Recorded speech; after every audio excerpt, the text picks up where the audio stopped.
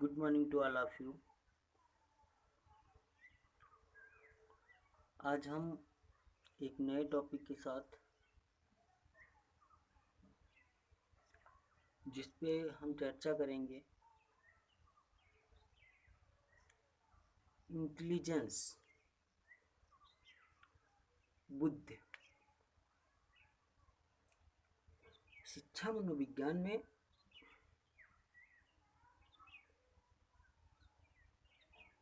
बुद्धि एक प्रमुख टॉपिक है।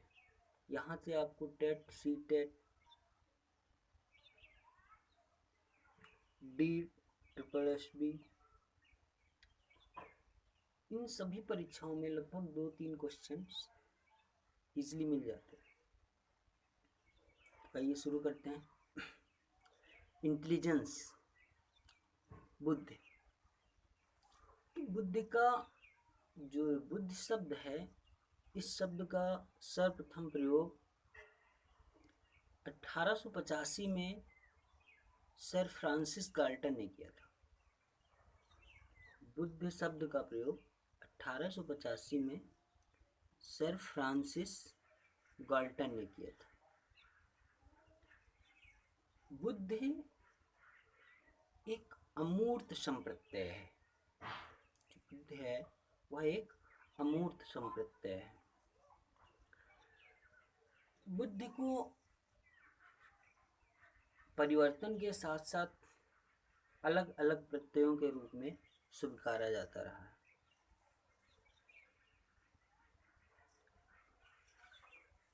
बुद्धि को बाद में विभिन्न प्रकार की योग्यताओं के योग को बुद्धि कहते हैं के रूप में परिभाषित किया गया कि विभिन्न प्रकार की योग्यताएं होती हैं व्यक्तियों में। उन योग्यताओं का जो योग है, समूह है, उसको हम बुद्धि कहते हैं। मॉडर्न में इस डेफिनेशन को इस रूप में स्वीकारा गया कि जीवन की समस्याओं को हल करने की योग्यता, जो बुद्धि है, वह जीवन की समस्याओं को हल करने की योग्यता है। जो हमारे जीवन में चारों तरफ नई नई समस्याएं आती हैं, उन समस्याओं को हल करने, उनसे निजात पाने, उनसे बाहर निकलने की जो योग्यता है, उसे हम बुद्धि कहते हैं।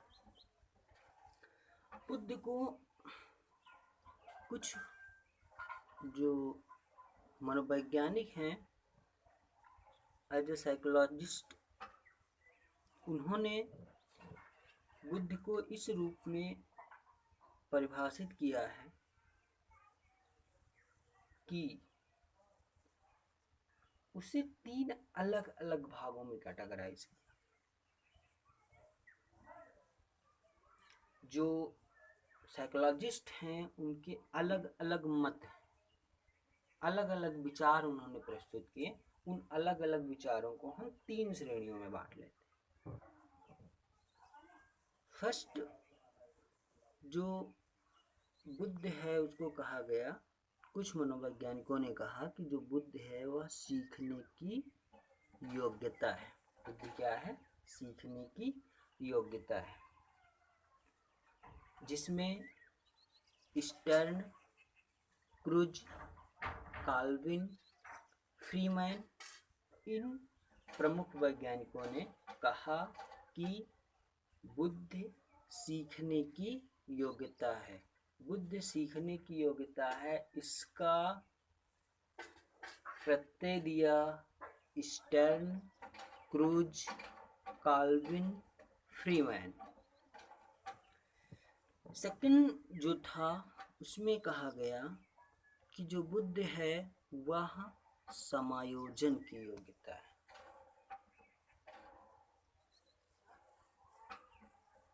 एकोमोडेशन, जो समायोजन की योग्यता है, उसे कुछ मनोवैज्ञानिकों ने माना जिसमें से समायोजन की योग्यता में बकिंघम, डियरवान, मैकडूगल, इन सभी ने माना कि बुद्धि जो है वो समायोजन की योग्यता है।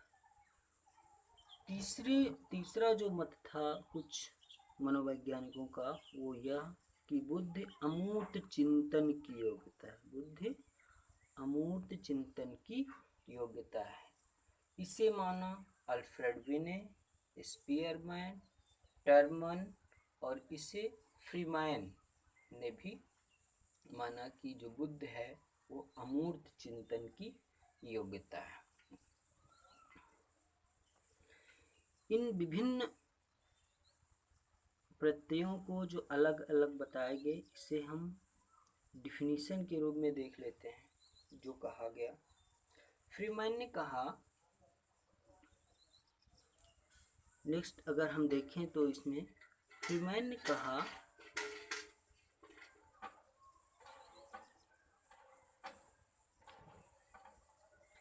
फ्रीमैन का जो मत था, उन्होंने कहा कि बुद्धि समायोजन, अधिगम और अमूर्त चिंतन करने की योग्यता है। बुद्धि समायोजन, अधिगम और अमूर्त चिंतन करने की योग्यता है, जिसको किसने? फ्रीमैन ने बोला। सेकंड जो थी बकिंघम के अनुसार, जिसमें उन्होंने कहा कि बुद्धि सीखने की योग्यता है। इन्होंने भी उसी चीज जो सीखने की योग्यता है उसको ही दोहराया। थर्ड अल्फ्रेड विने, इन्होंने कहा कि बुद्धि 2 या 3 योग्यताओं का योग है। 2 या 3 योग्यताओं का योग है, जिसमें इन्होंने ज्ञान, समायोजन और निर्देशन को प्रमुख माना। नेक्स्ट जिसमें थार्डाइक के अपने विचार हैं। इन्होंने सीखने की क्रिया पर बल दिया। इन्होंने कहा कि उत्तम क्रिया करने तथा नई परिस्थितियों के साथ समायोजन करने की योग्यता को ही बुद्धि कहते हैं। जब नई नई परिस्थितियों में हम समायोजन कर लेते हैं, उसमें एडजस्टमेंट कर लेते हैं, वो समायोजन एडजस्टमेंट करने की जो क्षमता होती है, उसी को हम इंटेलिजेंस कहते हैं।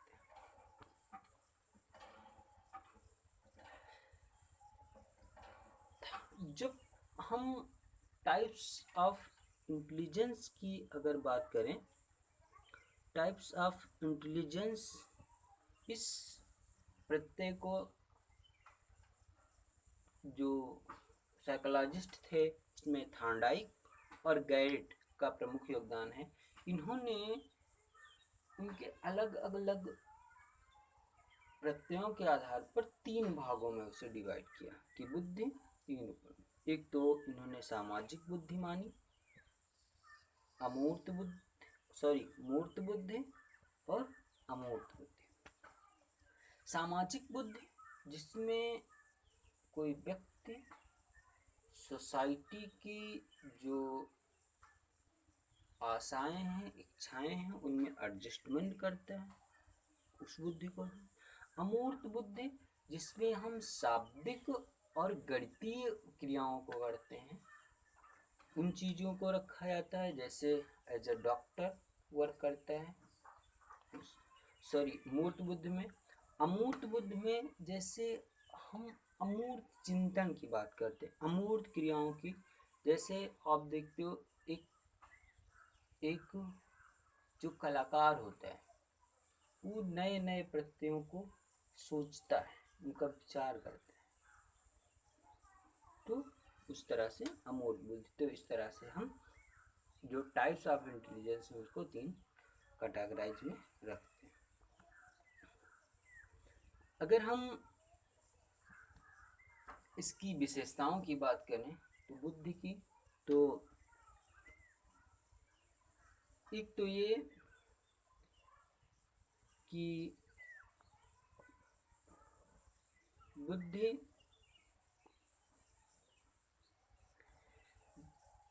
जन्मजात प्राकृतिक योग्यता है। बुद्धि जन्मजात प्राकृतिक योग्यता है।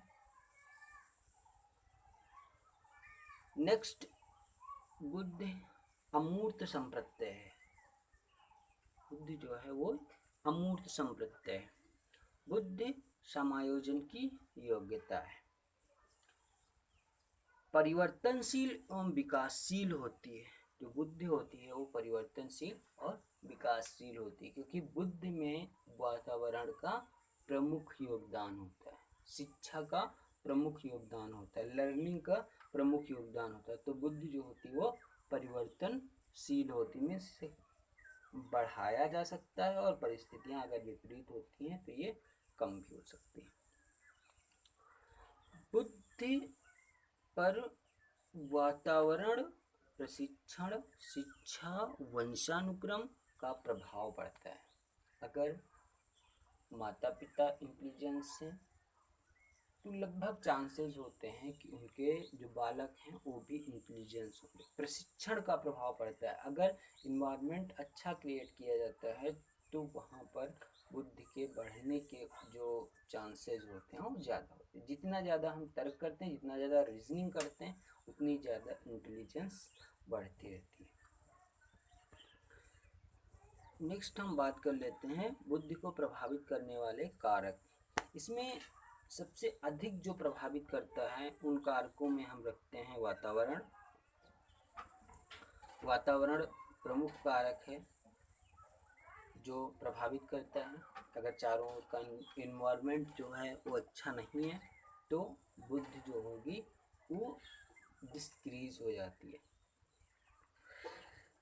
नेक्स्ट है वंशानुक्रम, मीन्स जो जेनेटिक कारक हैं वो भी बुद्धि को प्रभावित करते हैं। नेक्स्ट जो थर्ड रखते हैं वो वंशानुक्रम वातावरण दोनों के बीच की जो अंतःक्रिया होती है वो भी प्रभावित करती है इंटेलिजेंस को। नेक्स्ट देख लेते हैं कि जो आईक्यू का फार्मूला है, बुद्धिलब्धि का जो फार्मूला है उसका कैसे निर्माण हुआ, किन वैज्ञानिकों का योगदान रहा इसमें। जो इंटेलिजेंस कांस्टेंट में देख लेते हैं, जिसमें जो मानसिक आयु है, मेंटल एज, इस शब्द का सर्वप्रथम प्रयोग 1908 ईस्वी में फ्रांस वैज्ञानिक अल्फ्रेड बिने ने किया। मानसिक आयु जो शब्द प्रयोग हुआ है इसका मेंटल एज निकालने का प्रत्यय जो था उसे सर्वप्रथम 1908 ईस्वी में फ्रांस मनोवैज्ञानिक अल्फ्रेड बिने ने दिया। इंटेलिजेंस पॉइंट्स की बात करें, आईक्यू बुद्धिलब्धि की बात करें तो इस शब्द का प्रयोग सर्वप्रथम टर्मन ने किया। टर्मन ने इस शब्द का प्रयोग करते हुए बुद्धिलब्धि ज्ञात करने की एक प्रक्रिया ज्ञात की। नेक्स्ट जो है इसमें प्रयोग किया, जो आईक्यू फार्मूले देने का एक सर्वप्रथम प्रयास किया गया वो स्टर्न द्वारा 1912 ईस्वी में किया गया। लेकिन उसकी जो कुछ कमियां थी, उस फार्मूले की कुछ कमियां थी, उन कमियों को संशोधित और सही करने का प्रयास किया। पुनः एक नए फार्मूले के रूप में देने का प्रयास किया गया टर्मन, जो कि उन्होंने 1916 ईस्वी में दिया। जो इन्होंने एक फार्मूला दिया उसमें इन्होंने बुद्धिलब्धि बुद्धि लब्ध को बराबर माना mental age upon chronological age into 100। इस फार्मूले के द्वारा हम किसी भी व्यक्ति या बालक की जो IQ बुद्धिलब्ध है उसको ज्ञात कर सकते हैं। Thank you.